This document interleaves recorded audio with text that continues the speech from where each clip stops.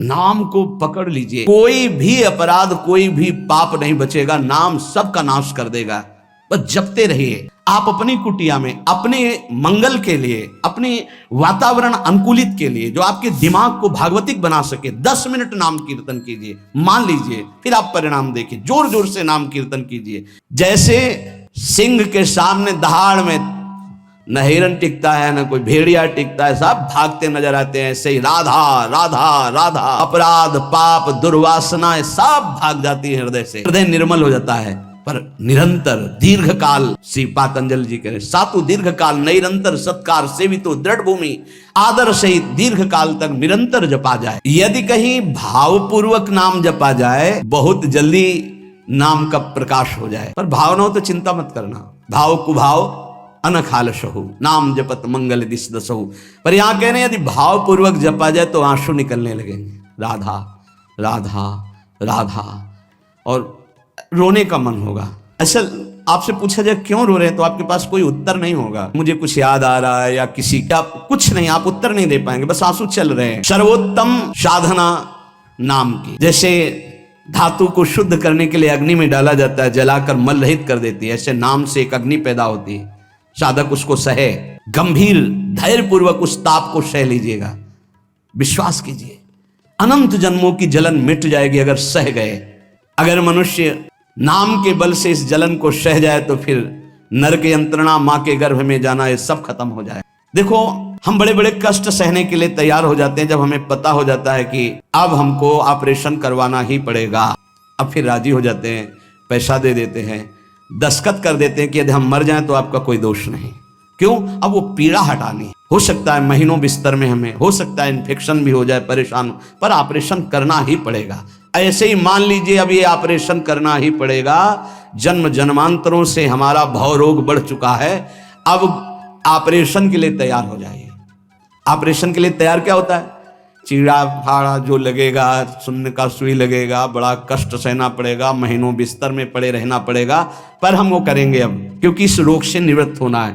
ऐसे ही हमको विकारों से जलना पड़ेगा, हमको प्रियजनों की भावनाओं से बचना पड़ेगा, हमको अपनी प्रिय भावनाओं से बचना पड़ेगा, हमको अकेला पूरे विश्व से युद्ध करना पड़ेगा, तब भव समुद्र से पार होता है। भव रोग से क्या अकेला? इस मार्ग में कोई किसी का सहयोगी नहीं होता, पक्का समझना। आपको स्वयं लड़ना होगा, क्योंकि अंदर का विषय होता है। बाहर तो हजारों लोग मित्र हैं, लेकिन मेरी अंदर की सामर्थ्य हमको बचाएगी। बाहर की सामर्थ्य जन समुदाय की नहीं बचाएगी। हमारे अंदर कोई वृत्ति आ रही हो, अंदर का भजन बचाएगा, बाहर का नहीं। एक एक वृत्ति आपको सुधारनी, आपको लड़ना होगा। पर आप अगर निश्चय कर लें तो आप लड़ सकते हैं, क्योंकि आप हरि के अंश हैं, आप में सब सामर्थ्य है। देखो लगता है कि एक सुई लगती है तो लगता है हम नहीं सह पाएंगे, भारी से भारी जब कष्ट आए तो सब कोई सह जाता है। ऐसे जीवन में सबके कष्ट आते हैं। बहुत सामर्थ्य है आप में, आप बहुत कुछ सह सकते हैं, आप टूटिएगा नहीं। जैसे प्रलयाग्नि प्रकट होती है तो सबको भस्म कर देती है, ईंट आदि सब द्रवित हो जाते हैं, सब कुछ द्रवित, भयंकर अग्नि में सब द्रवित हो जाते हैं, सब राख हो जाते हैं। ऐसे कह रहे हैं जब नाम जपते जपते तुम्हारी नाम में रुचि हो जाएगी तो युग युगांतर से जो तुम्हारे पाप के संस्कार अंदर हैं, एक दिन के हैं, एक दिन के हो तो खत्म हो जाएं, युग युगांतर से वो अंदर नाम अग्नि पैदा करेगा कि सब भस्म हो जाएंगे। बस आप चुपचाप नाम जप करते रहिए, गोविंद गोविंद कृष्ण कृष्ण हरि हरि। यदि अज्ञान से तुम्हें कुछ पता नहीं नाम का क्या प्रभाव है, क्या लाभ मिल रहा है, नहीं मिल रहा, पर संत ने कहा है, सत्संग में सुना है, अब तो नाम जपेंगे। पुण्य श्लोक भगवान श्री हरि का नाम, प्रियाजू का नाम आप जपने लगे, आपका मंगल हो जाए। सच्ची मानिए, यदि आप चाहेंगे नाम जप से तो रोग को मिटा देंगे, चाहेंगे तो। पूरे धन्वंतरी जी ने आयुर्वेद का शोध करके देखा तो जो औषधियों में शक्ति पाई गई, उससे लाखों गुना बढ़ करके रोग मिटाने की शक्ति भगवान के नाम में पाई गई। जैसे किसी वैज्ञानिक कैंसर के विशेषज्ञ जब उन्होंने सरकार की बात सुनी कि दतून करते हैं ऐसे, तो उन्होंने कहा इसका विज्ञान सपोर्ट नहीं करता है, क्योंकि विज्ञान प्राकृतिक बुद्धि का सपोर्ट करता है। भजन बल से वो किसी के रोग नष्ट नहीं करते थे, बहुत दैन्यता से वो रोग, तो दया आ गई, करुणा आ गई, उस रोग को अपने ऊपर ले लिया और उसके रोग की निवृत्ति कर दी। जैसे भाई जी को करुणा आई, राधा बाबा के रोग को अपने ऊपर ले लिया, उनको रोग की निवृत्ति कर दी। ऐसे महापुरुष जन कर, नाम से वो अपने रोग नहीं मिटा सकते थे क्या? अपना पैर कटवा लिया, अपना नहीं करते, क्योंकि लिया है उन्होंने, स्वीकार। यही तो संत महापुरुषों की महिमा गाई गई है कि वो दूसरों के लिए अपने कष्ट को बढ़ा देते हैं और उनको पता नहीं है, उनको पता भी नहीं चल। राधा बाबा को तो श्री कृष्ण चंद्र जी ने कहा कि जो भाई जी महीनों से अस्पताल में पड़े, ठीक नहीं हो रहे, वो आपका प्रारब्ध भोग रहे। तब बाबा जाकर के बोले, भाई जी ने कहा क्यों व्यर्थ की बात कर? जब उन्होंने कहा नहीं श्री कृष्ण ने कहा है, तो उनका बाबा हमें कोई फर्क नहीं पड़ता, लेकिन आपको फर्क पड़ जाता, इसलिए हमने प्रारब्ध को आपके स्वयं ले लिया है। नाम जप से अच्युतानंद गोविंद नामोच्चारण भेषजात नश्यन्ति सकलाः रोगा सत्यम सत्यम वदाम्यहम्। अब आप एक प्रसंग पर ध्यान दीजिए, महाप्रभु चैतन्य देव के, जब तीर्थयाटन में महाप्रभु चैतन्य देव विचरण कर रहे थे तो एक नगर में गए, जहां जाते थे हजारों लाखों लोग उनके दर्शन के लिए दौड़ पड़ते थे। महाप्रभु साक्षात प्रेम मूर्ति, और भगवान करुणा करके ऐसे रूपों में आते हैं जगत मंगल करने के लिए। हरि बोल, तो पूरा समुदाय भावावेश में हो जाता, हरि बोल, मोर प्राणनाथ कृष्ण, अश्रुप्रवाह, तो सब विकल हो जाते हैं। जैसे भरत जी चित्रकूट में सिया राम, तो पूरा चित्रकूट मानो सिया राम में हो गया हो। उस नगर के लोग परमानंद का लाभ लिए, महाप्रभु चैतन्य देव चल दिए।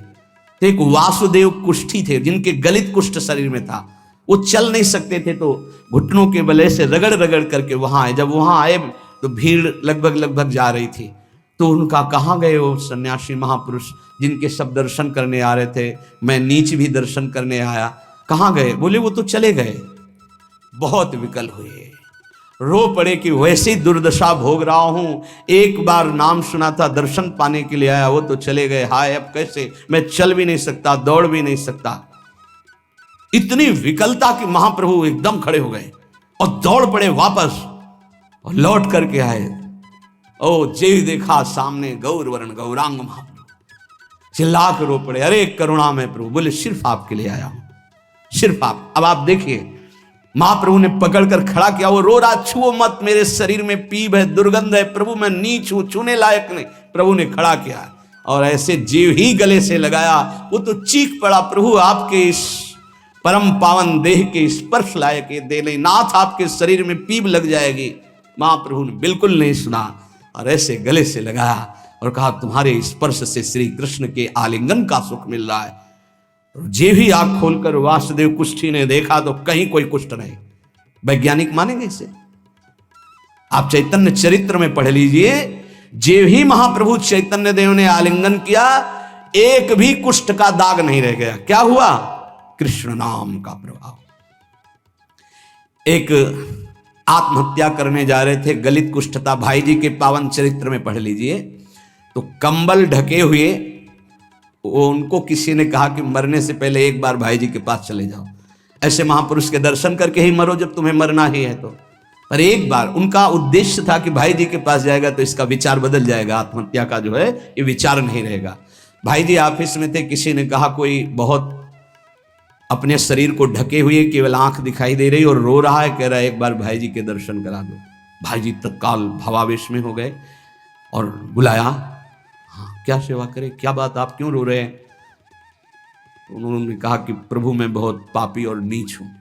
नहीं नहीं भाई ऐसा मत बोलो, क्या बात है, आप कंबल से अपना मुख क्यों ढके, हटाइए। तो जे भी हटाया तो घाव पीप पूरे शरीर में, गलित कुष्ठ, पापों का बड़ा भारी दंड। सहम गए देखकर भाई जी।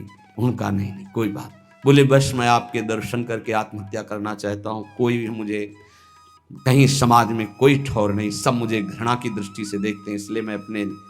भाई जी ने कहा नहीं नहीं, तुम्हारे ऊपर श्री कृष्ण की कृपा है। ऐसे जे ही आलिंगन किया कुष्ठ गायब, चरित्र में पढ़ ले। क्यों? क्योंकि नाम जप है, संकल्प किया, उसके संपूर्ण पाप नष्ट हुए, भस्म हुए, रोग गायब। रोग कहां से होता है? पाप का दंड है रोग, खत्म हो गया। कितना भी बड़ा रोग हो जो किसी और औषधि से ना खत्म हो रहा हो, और नाम जब किया जाए और संकल्प कर दिया जाए कि ये रोग ठीक हो जाए, तो हरिनाम औषधि से बड़ा असाध्य रोग भी ठीक हो जाता है। बोले कर लो अपनी किडनी ठीक, बीमार तो हो आप। तो सच्ची कहते हैं, वृंदावन में बैठे 100 के 100% में 1% भी इच्छा नहीं कि हमारी किडनी ठीक हो जाए। इससे बड़ा साक्षी हम नहीं दे सकते, क्योंकि वृंदावन हमारा प्राण सर्वस्व जीवन है। 1% 100 में नहीं कि ठीक हो जाए। जैसे चला रहे वैसे चलाओ। अब इससे हमें ठीक होने का तात्पर्य नहीं, क्योंकि जो ठीक होना चाहिए वो ठीक हो गया। हम भले हैं, बुरे हैं, नीच हैं, अच्छे हैं, जैसे हैं, अपनी प्रियाजू के ठिकाना मिल गया गोरे चरणारविंद का। इसलिए इसकी जरूरत नहीं है। आप चाहे 100 वर्ष रखो, चाहे 1 सेकंड में इसको बुला लो, कोई परवाह नहीं इसकी। 100 गोपाल शास्त्र नाम का रोज पाठ करते थे, गिरिराज जी की परिक्रमा करते थे, पूरा जीवन हो गया था, और पैरालिस आधे शरीर में उनके हो गया। लकवा जिसे कहते हैं, लकवा ही तो कहते हैं हिंदी भाषा। तो हरि बाबा, पूज्य उड़िया बाबा, ये सब जानते थे, इतने बड़े महापुरुष थे। उनके पास गए और कहा बाबा काहे को लीला कर रहे हो, अगर आप संकल्प करो तो पूरे भारत का पैरालिस ठीक हो जाए, आप अपने क्यों असमर्थ होकर पड़े हुए हो। तो उनका बाबा विनोद क्यों करते हो, क्या मच्छर मारने के लिए ब्रह्मास्त्र का प्रयोग किया जाता है? अरे ये शरीर छूटेगा आज नहीं तो कल, इसके लिए भगवान नाम और भजन का प्रयोग करें। नहीं, बाबा मुस्कुरा दिए। पर शास्त्रीय सिद्धांत, यदि आप औषधि से भी नहीं ठीक हो रहे हैं तो नाम जप कीजिए और संकल्प कीजिए कि ये रोग ठीक हो जाए। पक्का ठीक हो जाएगा। जब उस पाप की नष्ट करने योग्य आपका भजन बन जाएगा, पक्का ठीक हो जाएगा। जिनके स्मरण और नाम कीर्तन से संपूर्ण मानसिक चिंताएं, शारीरिक रोग और भी व्याधियां, वो सब नष्ट हो जाएंगी नाम से। मानसिक चिंताएं, कई लोग ऐसे आए कि मैं डिप्रेशन में था, जब से प्रवचन सुना, राधा राधा जपा, सब खत्म हो गया। बाहर से सुनकर राधा राधा खत्म हो जाए। अगर आपको कहीं ऐसा है, इसका मतलब आप बात ही नहीं सुन रहे, नाम ही नहीं जप रहे। अरे नाचने का मन होता है। आधयो व्याधयो यस्य स्मरणान नाम कीर्तनात्, कोई भी मानसिक या शारीरिक कष्ट उसे व्यापता ही नहीं जो नाम जप कर रहा है। सच्ची मानिए, आप पकड़िए, इस बात को पकड़िए, नाम जप से सब कुछ ठीक हो जाए। एक बहुत डिप्रेशन में यही आए हुए थे, उनको हमने बताया सबके जूते साफ करो, यहाँ सबकी पादुका साफ करो, वाणी पाठ में बैठो और पाओ श्री जी की जूठन, ठीक हो जाओ। ये कोई आशीर्वाद नहीं था, ये पाप नष्ट करने की प्रक्रिया थी। जब आप सबकी पादुका साफ करोगे तो आपके सारे पाप नष्ट हो जाएंगे। पर देहाभिमान प्रबल, पादुका हम सबकी, ये बहुत बड़ी बात है। बड़े सौभाग्यशाली हैं जिनको ये रहस्य पता चल जाए कि सब संतों के बाथरूम साफ करने का अवसर मिले, पादुका साफ करने का अवसर मिले, जूठन फेंकने का अवसर मिले, तो अहो भाग्य, जीत गए आप इस माया पर यह बात सबकी समझ में नहीं आएगी, क्योंकि अभिमान नष्ट होता है। जिस समय आप दूसरों की पादुका साफ करेंगे, उस समय आपके पाप और अभिमान दोनों का नाश हो जाएगा। पर ये बहुत कठिन बात है, बहुत कठिन बात है। सब लोग खड़े हैं और आप उनकी पादुकाएं, और कोई कठिन बात नहीं। आप गुरुद्वारा जो साहब कहते हो, वहां चाहे आप जितने बड़े पदाधिकारी हो, वहां अगर सेवक हो तो वहां पहले जोरी सेवा मिलती, पादुका की सेवा करो, और सब करते हैं। सर्वरोगोपशमनम सर्वोपद्रवनाशनम शांतिदम सर्वरिष्टानाम हरे नामानुकीर्तनम। गंगा के किनारे पूज्य हरि बाबा विचरण कर रहे थे तो 10 गांव के लोग एकत्रित होकर आए और कहा, बाबा गंगा जी जब बढ़ती तो पूरा हाहाकार मच जाता है, हमारे खेत बह जाते हैं, गांव पूरा जीना मुश्किल हो जाता है। ना कोई इस बात को समझ पा रहा है और ना हम में कोई सामर्थ्य है। बाबा कृपा करो, आपके पास तो बहुत लोग आते रहते हैं। हरि बाबा विश्व प्रसिद्ध महापुरुष थे, उड़िया बाबा सदैव साथ रहते थे। हरि बाबा ने सबकी करुण पुकार सुनी तो बाबा ने कहा, हाँ हमारे पास एक बहुत बड़ा पावर है, नाम। सुनो, सबको साथ देना पड़ेगा। क्या? बोले बालू का बांध बांधेंगे। हमारे पास पैसा नहीं, हमारा कोई सहयोग नहीं, तो हम बालू का बांध। तो बोले बालू का बांध गंगा जी? बोले जहां नाम जप करके तसला रख दोगे बालू का, गंगा जी चाहे जितनी बाढ़ है उसको काट नहीं सकती। तो जानते हो अब तो बहुत बड़ा बांध बना हुआ है, उसको हरि बाबा बांध से ही कहते हैं, हरि बाबा के नाम से ही बांध। पर बाबा ने पहला बांध जानते हो काहे को बनवाया? बालू का। भर भर के बालू, नाम उच्चारण हो रहा है, हरे कृष्ण हरे कृष्ण, बाबा यह कीर्तन करवाते थे। और ऐसे तसला फावड़े में भरा जा रहा है, कृष्ण कृष्ण कृष्ण, और रखा जाता कृष्ण। बोले गंगा जी की सामर्थ्य नहीं कि काट दें। ऐसा ही हुआ, गंगा जी बहुत बढ़ी पर दिशा बदल दी बांध का स्पर्श ही नहीं हुआ। और आगे चलकर जब पता चला कि बाबा ने ऐसा बांध, तो फिर सब मिलकर सरकार ने भी बहुत सुंदर बांध बना हुआ है और वहाँ आज भी कीर्तन अखंड चलता रहता है। बहुत बड़े बड़े महापुरुष वहाँ बैठ करके साधन भजन भी किए। हरि बाबा, उड़िया बाबा जब थे तो भाई जी महाराज, बड़े बड़े संत जाकर वहाँ सत्संग करते थे। नाम का प्रभाव गंगा जी ने नहीं स्पर्श किया उस बांध को जो बालू का बांध दिया गया। आप समझते क्या है? नाम में अपार। कैसे कोई वैज्ञानिक मानेगा इस बात को कि ये नाम का प्रभाव। रोज नाम कीर्तन में वर्षों से एक भक्त जाते थे। बाबा ने पूछा, देखो अगर संत किसी को पूछते हैं तो आप ये समझ लो कि आपके जन्म जन्मांतरों के सुकृत सफल हो गए कि आप उनकी स्मृति में हैं। वैसे तो दृष्टि नहीं जाती, पर सब जब जहां अपनापन हो जाता है दृष्टि, वो भगत नहीं दिखाई दे रहे तो उनका प्रभु तो आज ही पधार गए बिना कीर्तन के।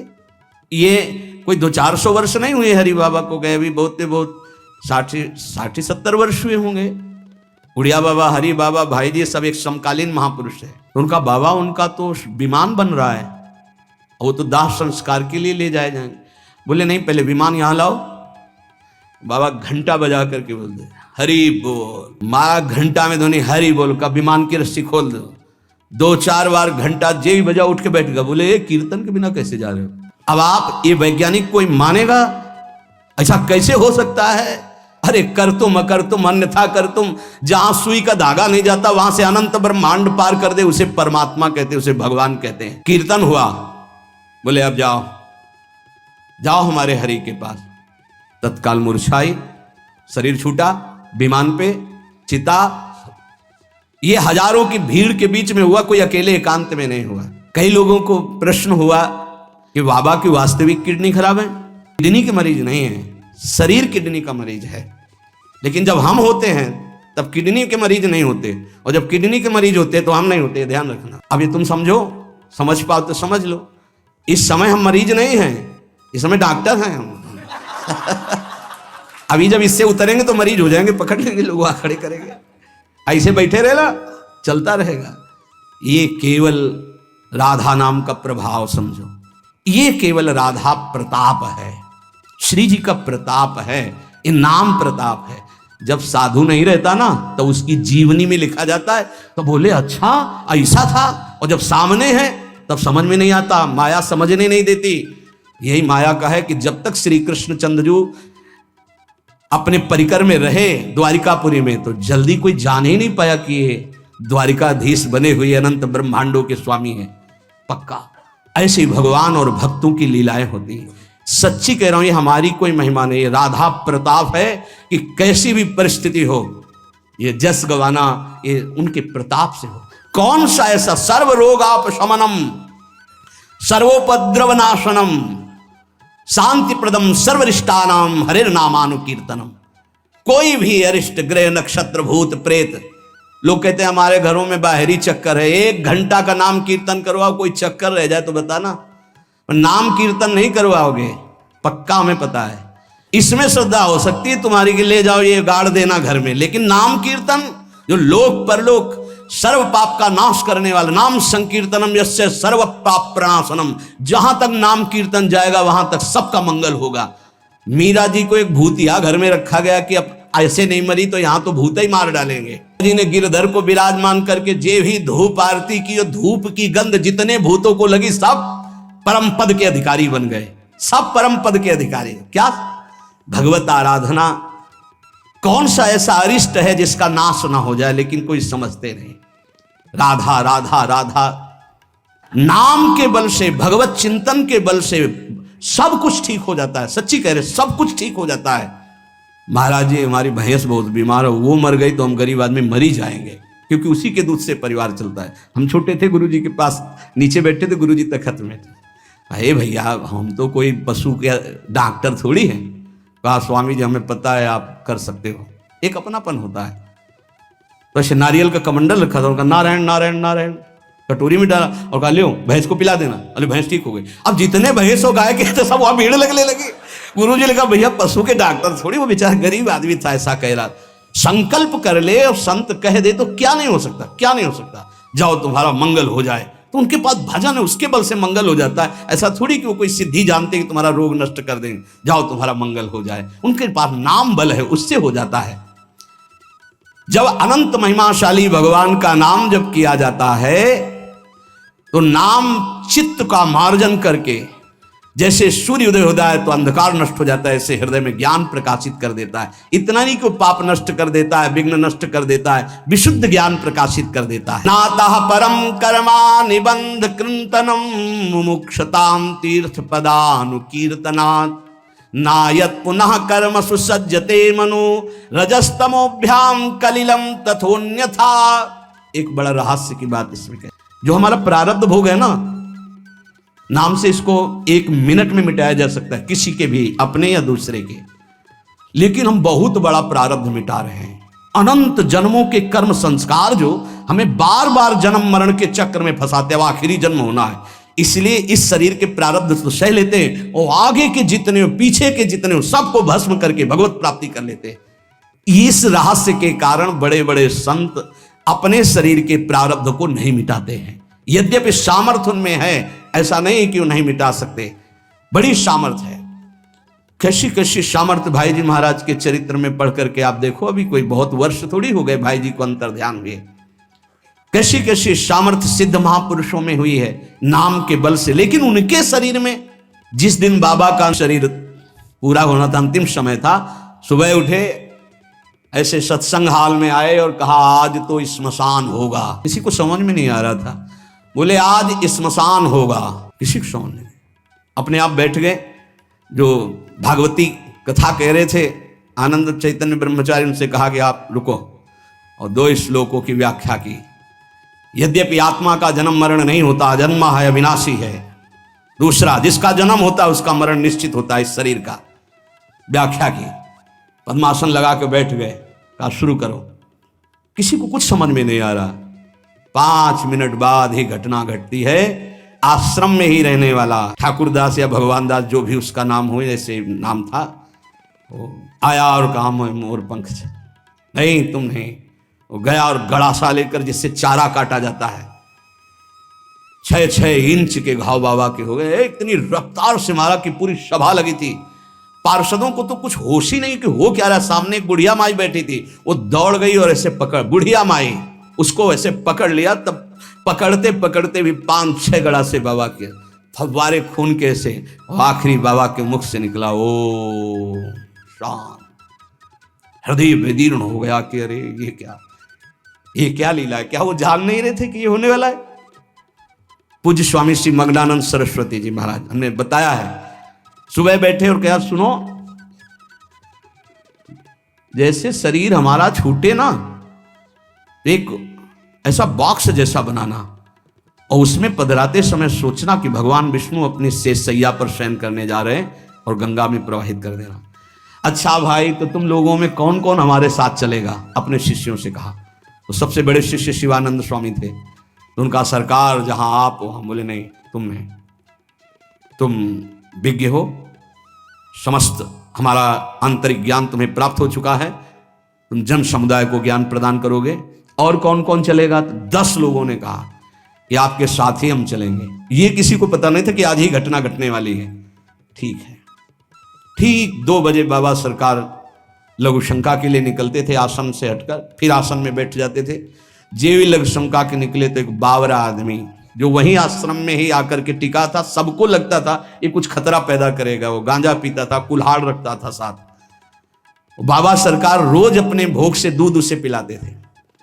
जे भी लघु शंका को निकले 8-10 कुल्हाड़ ऐसे महापुरुष के जो अस्थिमात्र हो रहे शरीरा, योग के पुंज एक ही समय में कई जगह पाए गए। ऐसे सिद्ध महापुरुष मग्नानंद सरस्वती जी महाराज एक ही समय में कई जगह पाए गए। बाबा सरकार को लहू लुहान हो गया। आए उस स्थिति में सब अधकटे अंग सिद्धासन में बैठ गए। वो पीछे आया और जिन 10 लोगों ने कहा था साथ चलेंगे, साहब को मार के, और जिन लोगों को बाबा सरकार ने कहा था नहीं, एक भी खरोच उनके शरीर में नहीं आई और भाग गया। मानो काल ही ऐसे, उनको पता था। ऐसा नहीं कि भजनानंदी महापुरुषों को पता नहीं होता कि अब क्या होने वाला है, पर वो भगवान के रहस्य को वैसे ही रखते हैं जैसा भगवान चाहते हैं। क्या पूरे जीवन भर महान तप, परिणाम अंत में तो ये परिणाम थोड़ी है। भगवान करुणा निधान बड़ी प्रसन्न मुद्रा में पीपल के नीचे, बहेलिये ने देखा श्री चरण का तलवा तो ऐसा उसको भ्रम हुआ कि हिरण का मुख और माला तान के बाण भगवान के चरणों में। जो ही नजदीक गया देखा द्वारिकाधीश भगवान कांप गया। भगवान ने कहा मम इच्छा कह दीन दयाल। तुरंत दिव्य विमान आया और उससे कहा इसका फल है कि तुम परम पद में जाओ। और भगवान अंतर्धान हो रहे, निमित्त बनाकर वो सशरीर भगवान अंतर्धान। भजन करने से इसका कोई लेना देना नहीं रहता कि शरीर को रोग है, कि शरीर कैसे छूटता है। इतने महामहिम बक्सर वाले पूज्य मामा जी महाराज, अद्भुत संत, जिनको मामा जी ही इसलिए कहा जाता था कि जानकी जी पर दृढ़ भाव था, मेरी बहन है, मेरे बहनोई राम जी हैं। शायद इनमें से किसी लोगों ने दर्शन किए। बहुत ही करुणा मूर्ति। अगर कोई वैष्णव झुकता है तो लाठी रख करके प्रणाम करें। हमने काशी में और यहाँ वृंदावन में भी दर्शन, बड़ी सभा में सर्वश्रेष्ठ सम्मान दिया जा रहा था। और जब उनको बोलने को हुआ तो उन्होंने कहा माँ अपने गोद पर बेटे को बैठा लेती तो ये कोई सम्मान बेटे का नहीं होता है, ये माँ का दुलार होता है। ऐसे आप सब महापुरुषों ने ऐसी वाणी, ऐसी दैन्यता। और शरीर कैसे पूरा हुआ जानते हो? जा रहे थे भगवत कथामृत पान कराने, गाड़ी का ऐसे राधा अंतिम शब्द था जो पास थे, राधा बरसाने से दर्शन करके गए थे, राधा किस हेतु से कैसे जाते हैं इसका निमित्त नहीं, कहां जाते हैं ये बात है। श्री जी के पास गए। नाम सब साधनाओं की त्रुटि को पूरी कर देता है। इसीलिए कल शाम के बहुत आर्त भाव से कह रहे थे कि 10 मिनट घर में कीर्तन कर लिया करो। आपके कमरे का वातावरण भागवती खो जाएगा यदि आप कीर्तन कर लेंगे। पर सुन लीजिए हमारी बात, माइक से कह रहे हैं तो भी नहीं सुनाई दे रहा है, नहीं सुनाई दे रहा है, इसका मतलब आप कर नहीं रहे। अगर करते हैं तो सुन रहे हैं आप। 10 मिनट आप चाहे गृहस्थ हो चाहे विरक्त हो, 10 मिनट कीर्तन कर लीजिए। आपकी कुटिया का वातावरण भागवतिक हो जाएगा, कोई आपको मानसिक विघ्न नहीं होगा। 10 मिनट कीर्तन कीजिए। अगर आप मान ले तो निर्विघ्न आपका समय जाने लगेगा। 24 घंटे में एक बार आपकी कुटिया में ताली या मंजीरा बजना चाहिए और जोर से नाम होना चाहिए, राधा राधा या राधा वल्लभ श्री हरिवंश, या जो और अन्य उपासना वाले हैं अपने उपास्य देव का नाम कीर्तन। जिस कुटिया में रोज नाम कीर्तन होता है उस कुटिया में कोई भी किसी अन्य के परमाणु हमें विक्षेप नहीं डाल सकते। ये रहस्य की बात है, पर कैसे मानोगे? तुम्हारा मन तुम्हारे ऊपर शासन किए तो हमारी बात नहीं मानोगे। यदि हमारी बात आपके ऊपर शासन कर जाए तो आज से शुरू कर दोगे। आपकी कुटिया में 10 मिनट कीर्तन की ध्वनि होनी चाहिए। जैसे बड़े भाग्यशाली जन हैं, कई वर्ष पहले ये हुआ कि जिस कॉलोनी में रह रहे हैं उस कॉलोनी में कीर्तन होना चाहिए। आज भी कीर्तन, कितना सुख मिलता है जब आसपास ये राधा नाम का कीर्तन करते हैं तो हृदय, और 50 लोग पीछे चलते हैं नाम कीर्तन करते हुए, पूरी कॉलोनी में गूंजता है नाम कीर्तन। आप अपनी कुटिया में अपने मंगल के लिए, अपने वातावरण अनुकूलित के लिए, जो आपके दिमाग को भागवतिक बना सके, 10 मिनट नाम कीर्तन कीजिए। मान लीजिए, फिर आप परिणाम देखिए। जोर जोर से नाम कीर्तन कीजिए। नाम से समस्त त्रुटियों की पूर्ति हो जाती है। मंत्रस तंत्रस तच्छिद्रम देश कालार्ह वस्तुतः सर्वम करोति निश्छिद्रम नाम संकीर्तनम तव। जैसे आप मंत्र जप कर रहे हैं तो आपकी कोई त्रुटि हो गई है, कई तरह की त्रुटि हो जाती है। आप मंत्र जपते जपते कोई बोल दिए, कोई बात कर दिए, निषेध है मंत्र में, जब तक माला पूरा ना हो जाए तब तक नहीं। वैसे भी मंत्र में मान लो कोई शब्द ऐसा जो आप त्रुटि कर दिए हैं, तो जहां आप माला पूरा करें कि 11 माला हो गई, हमारा 21 माला हो गया, तो 5 मिनट नाम कीर्तन करें, तो जितनी भी त्रुटि होगी मंत्र जाप की वो पूरी हो जाएगी। ऐसे ही यज्ञ है, कुछ भी अनुष्ठान है, उस अनुष्ठान के बाद 10 मिनट नाम कीर्तन कीजिए, वो पूर्ण हो जाएगा। कोई भी त्रुटि आपके फल में बाधा नहीं पहुंचा पाएगी यदि नाम कीर्तन हो जाता है हर अनुष्ठान के बाद। यश स्मृत्या च नमोक्त्या तपो यज्ञ क्रियादिषु न्यूनम संपूर्णतामेति सद्यो वंदे तमच्युतम। कोई भी सत्कर्म में न्यूनता हो गई हो, नाम कीर्तन बाद में कर लो, उसकी पूर्ति हो जाएगी।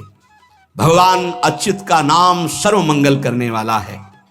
भगवान का जो नाम जब करता है तो भगवान उसके ऋणी हो जाते हैं, भगवान ऋणी हो जाते हैं।